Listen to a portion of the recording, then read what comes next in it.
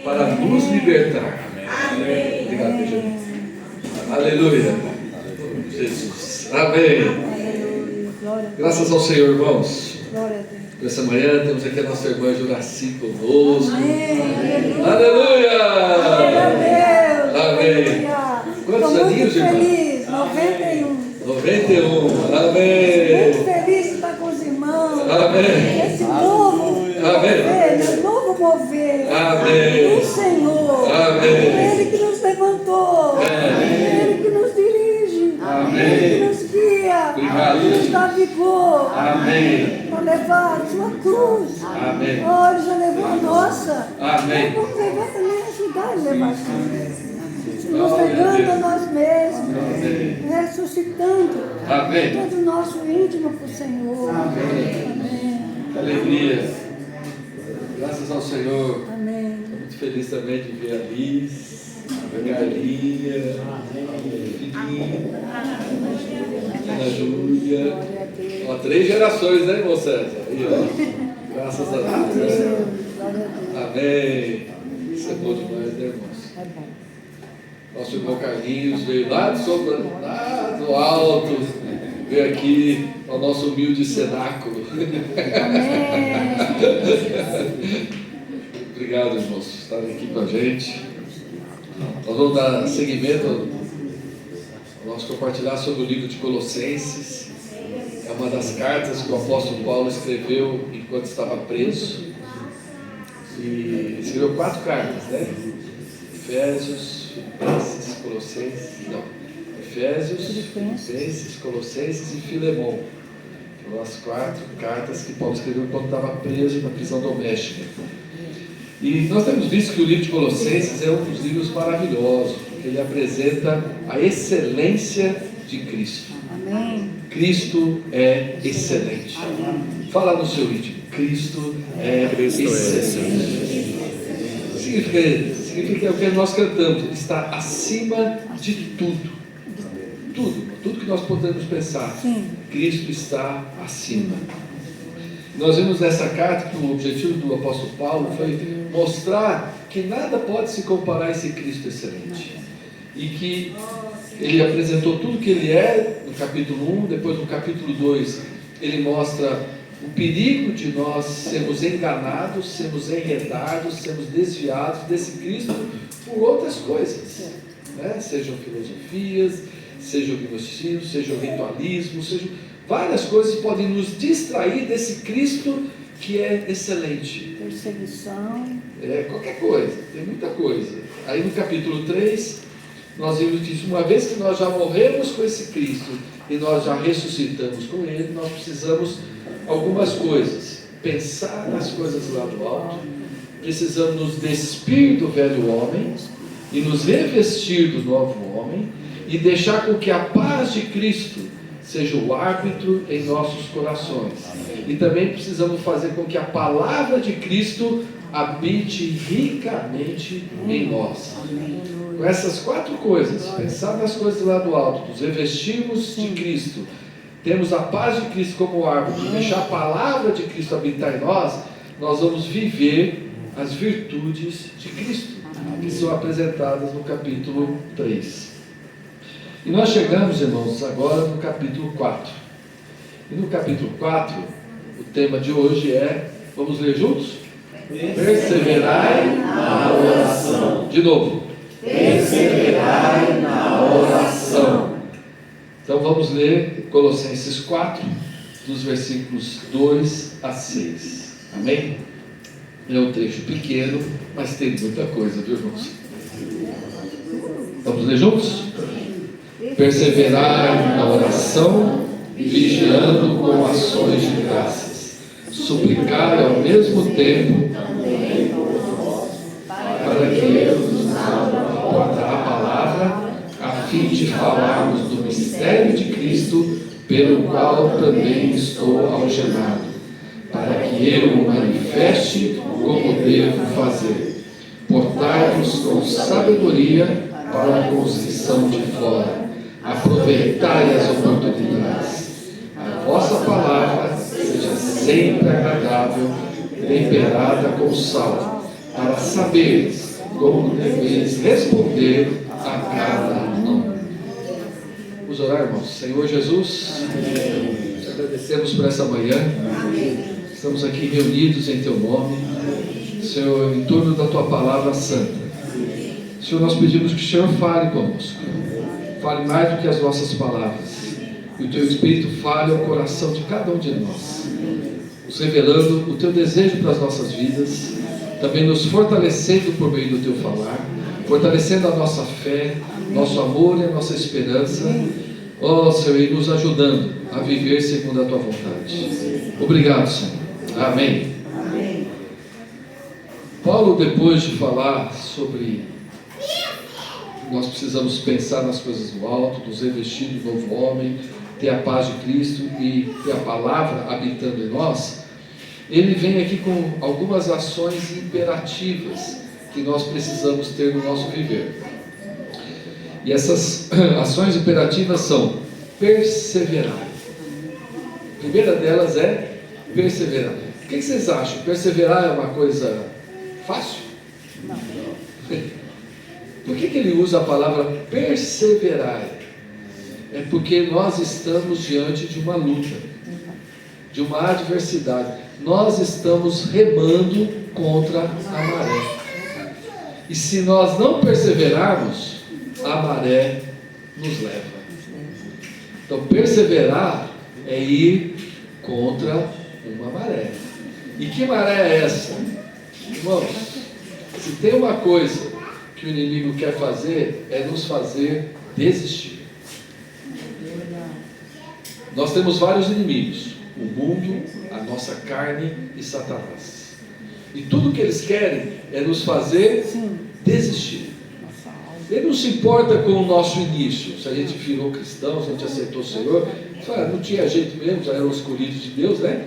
Mas o que ele vai fazer é tentar nos fazer desistir, cansar, desanimar. Por isso que Paulo usa a palavra perseverar. E perseverar no quê? Na oração.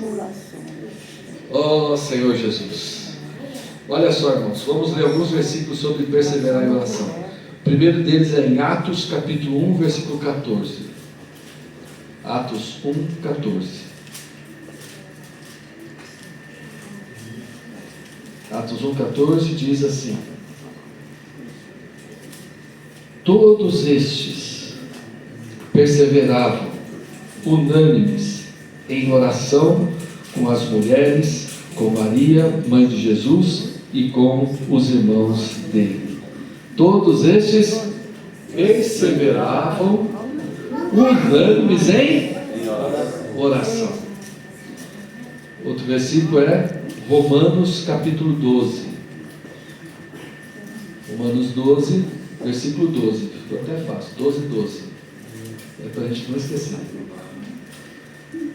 Regozijai-vos na esperança, sede pacientes na tribulação, na oração, perseverantes. Amém. Efésios 6, 18.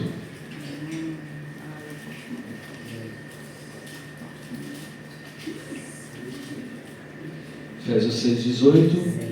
Com toda oração e súplica, orando em todo o tempo no Espírito, e para isso vigiando com toda perseverança e súplica por... Quem precisa de oração aqui? É por todos os santos. Amém. Senhor Jesus. 1 Timóteo capítulo 2, versículo 1. Esse é o versículo que nos motivou a orarmos. Capítulo 2, versículo 1. Fala assim: antes de tudo, pois, exorto que se use a prática de súplicas, orações, intercessões, ações de graça em favor de... Por um lado, nós precisamos orar por todos os santos, mas também precisamos orar por todos os homens. Então, o apóstolo Paulo fala sobre perseverar em oração em Colossenses, e ele estava preso, mas ele sabia que essa luta contra filosofias, contra o gnosticismo, contra o ritualismo, contra o asceticismo, contra tudo o que vem nos distrair de Cristo, irmão, só tem uma maneira de a gente vencer: é orando. E o perseverar em oração nos ajuda a pensar nas coisas do alto. Mas não tem nada que nos faça pensar mais nas coisas do alto do que quando nós estamos orando.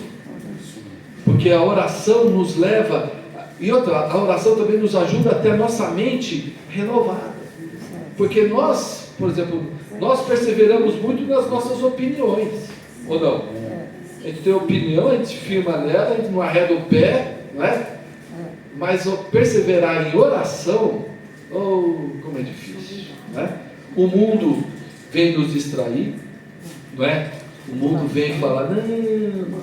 Eu lembro na época da faculdade, uma colega uma vez ficou na frente da minha prancheta, né, na faculdade, ela ficou assim, de jeito. Ela falou assim: César, não precisa tanto. Eu achei engraçado a afirmação assim: não tem problema você buscar Deus, mas não precisa tanto. É interessante, né? Olha, você vê a sutileza por trás dessa palavra.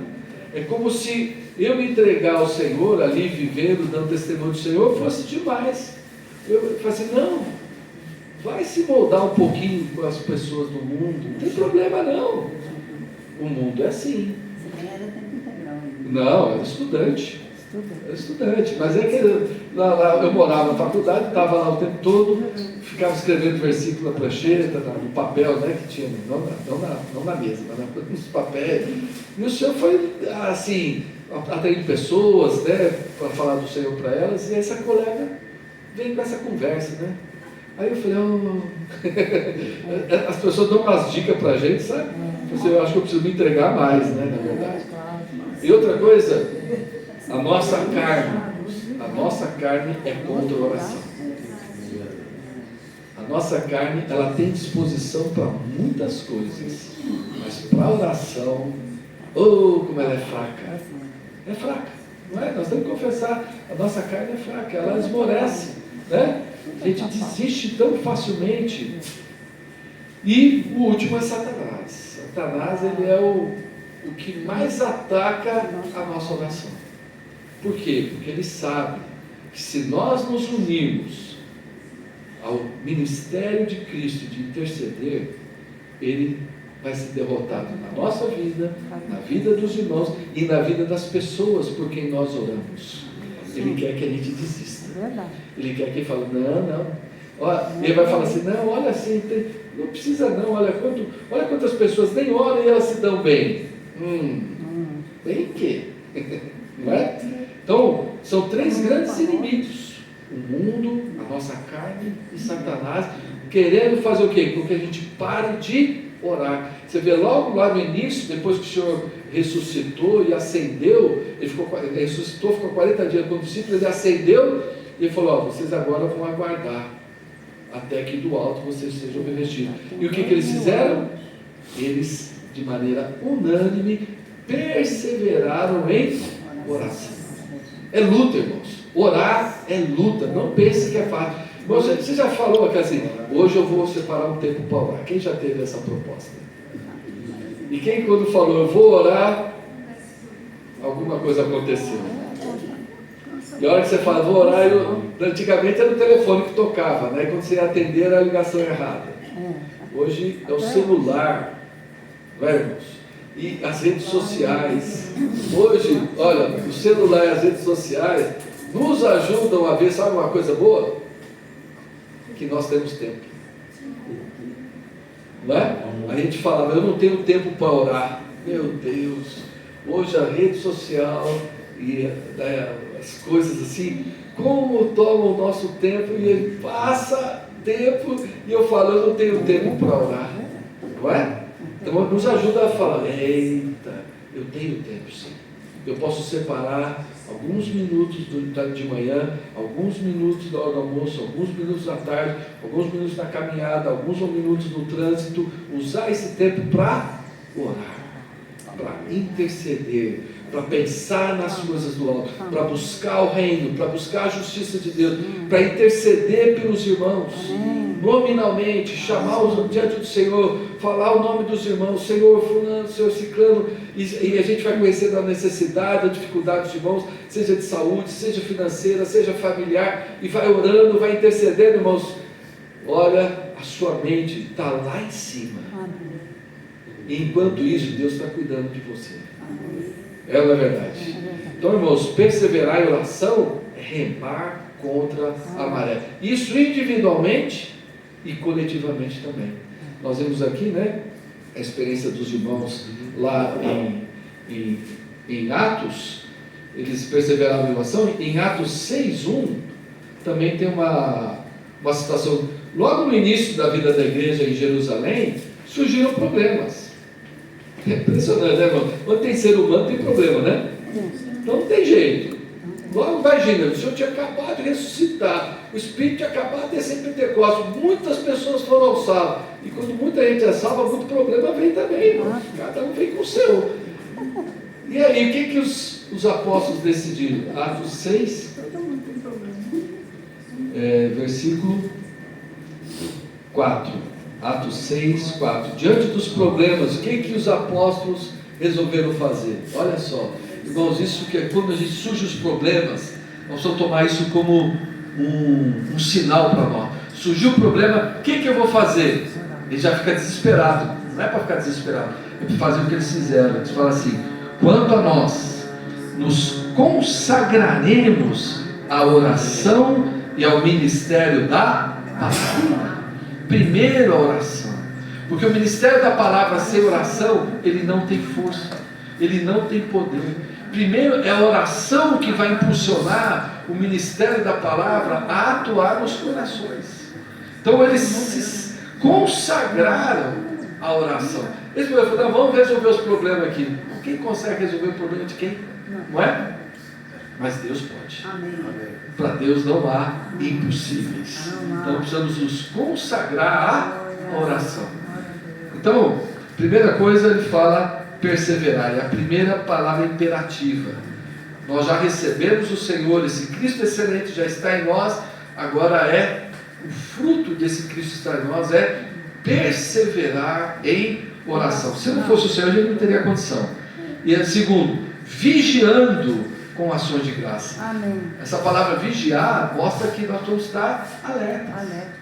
Nós vamos estar atentos, não é? Porque qualquer coisa vai nos distrair desse encargo de orar, desse desejo, dessa busca de orar, de interceder uns pelos outros. E ele fala com ações de graças. Irmão, se nós não oramos, nós não temos pelo que agradecer. Quem aqui já teve a experiência de orar e ver a resposta do Senhor, e isso resulta em quê, hein? Ações de graças. Agora, se nós não temos ações de graça, é porque a gente não está orando.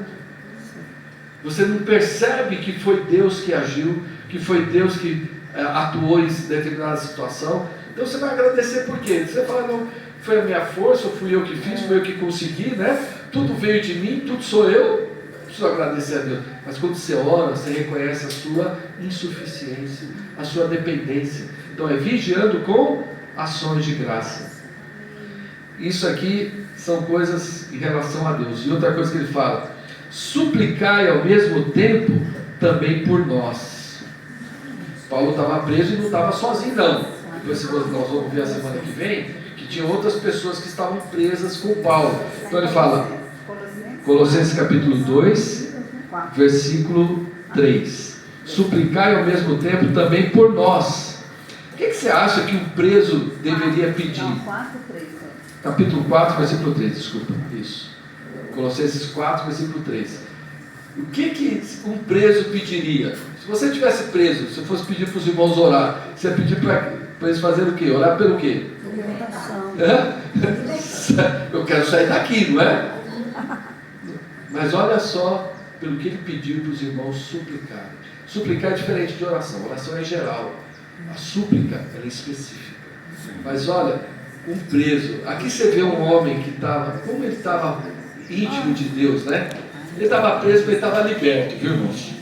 Ele fala assim: orar, suplicar ao mesmo tempo também por nós, para que Deus nos abra a porta à palavra. É precioso isso? Um preso pedir para que ele abra a porta não é da cadeia, não.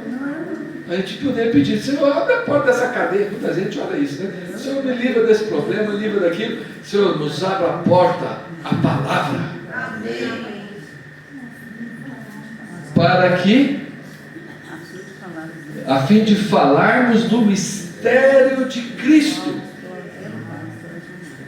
pelo qual também estou algemado. E a terceira coisa é para que eu o manifeste. Irmão, nós estamos presos em muitas coisas, não é? Preso por ansiedade, preso por problemas financeiros, problemas familiares, problemas sociais, problemas, sei lá, um monte de problema, né? Eles às vezes se vê preso. Mas, irmãos, uma coisa que nós precisamos estar claro, pedir: Senhor, nos abra a porta, a palavra. Não, tudo vai passar, irmãos. Ou não? Tudo vai passar, né? Estava conversando com quem? Com Josué, né? Perguntei qual a idade da Rebeca. Está com 36 anos, casada há 10. Agora o Josué vai virar vovô, se Deus quiser, né? Oh, Senhor!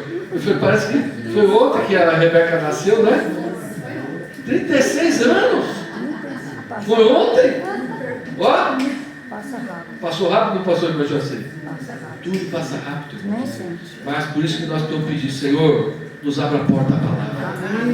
Estou tendo oração, irmãos, nas nossas comunhões. Sim, nós vamos pedir por as situações de cada um, para que o Senhor nos desimpeça, nos desembarace. Há muitas coisas que nos embaraçam, não é? Que nos amarram. Nós devemos pedir por essas coisas, mas não podemos esquecer de pedir: Senhor, nos abra a porta à palavra, porque nós estamos rodeados de prisioneiros e eles precisam da palavra.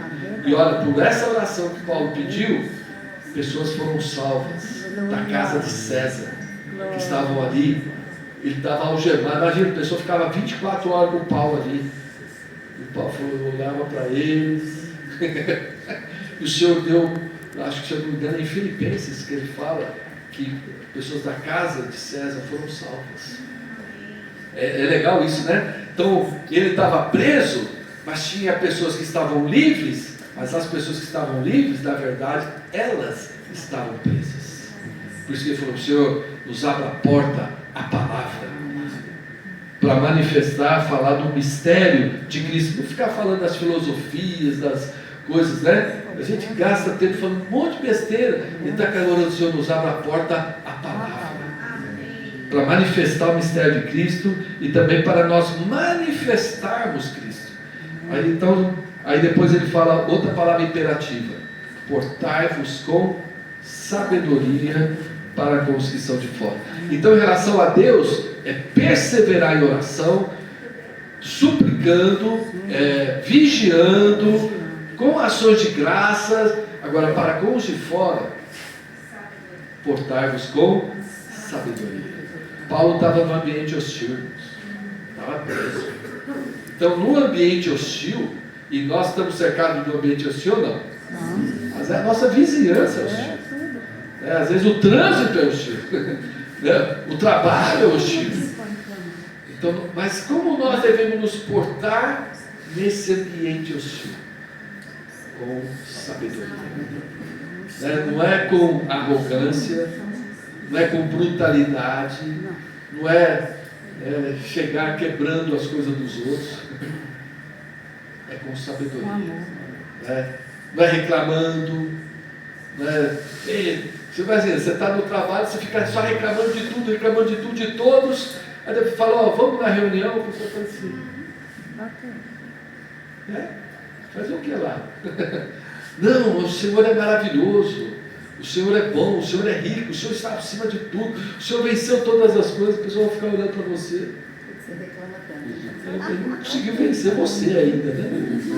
Não é não? Então, essa questão de portar com sabedoria vem da vida com oração. Amém. Se você não persevera em oração, irmãos, a maré te leva. Amém. Às vezes a gente vai levado pela maré, as pessoas começam a falar das coisas, a gente começa a ir junto, né?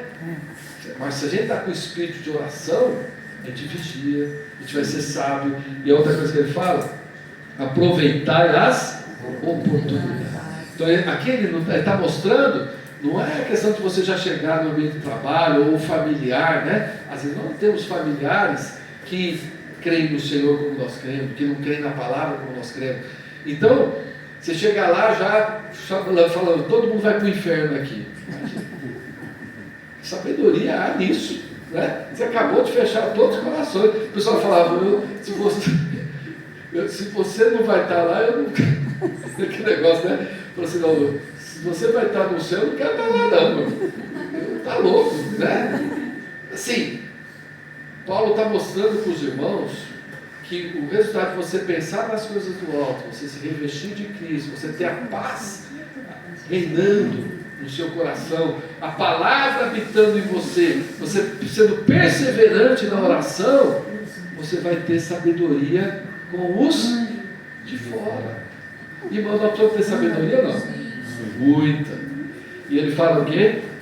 Aproveitar as oportunidades. Aí vem, quando você está lá, disfarçado de funcionário público, né? Disfarçado de vizinho, né? Disfarçado de pai, de mãe, disfarçado daquele que está levando o cachorrinho para brincar. Você está disfarçado, porque você, como o Estevão falou, você é o embaixador de Cristo. Aleluia. Nós estamos aqui representando Cristo. Glória a Deus. Então vai surgir uma oportunidade em que a pessoa vai manifestar alguma fraqueza, ou vai manifestar algum desespero, ou uma necessidade, e aí você pode falar, eu posso orar por você.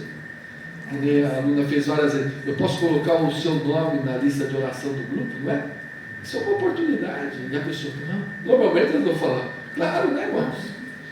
Isso é saber que tem pessoas orando por elas, intercedendo. Olha, nós temos um grupo de oração, nós vamos orar por você, vamos orar pela sua família. Isso é aproveitar a oportunidade. Eu lembro, irmão, nós estamos cercados de pessoas que estão debaixo do império das trevas. Não foi isso que Paulo falou lá em Colossenses? Que ele nos libertou do império das trevas e nos transportou para o reino do Filho do seu amor. Então, nós já estamos no reino, nós estamos nos braços do amado, não é? Estamos sendo carregados por Cristo, nós temos o consolo do Espírito Santo, e as pessoas ao nosso redor, não é? Elas vão vir, e aí por isso que você vê como é importante você estar orando. Se você estiver orando por elas, a oportunidade virá.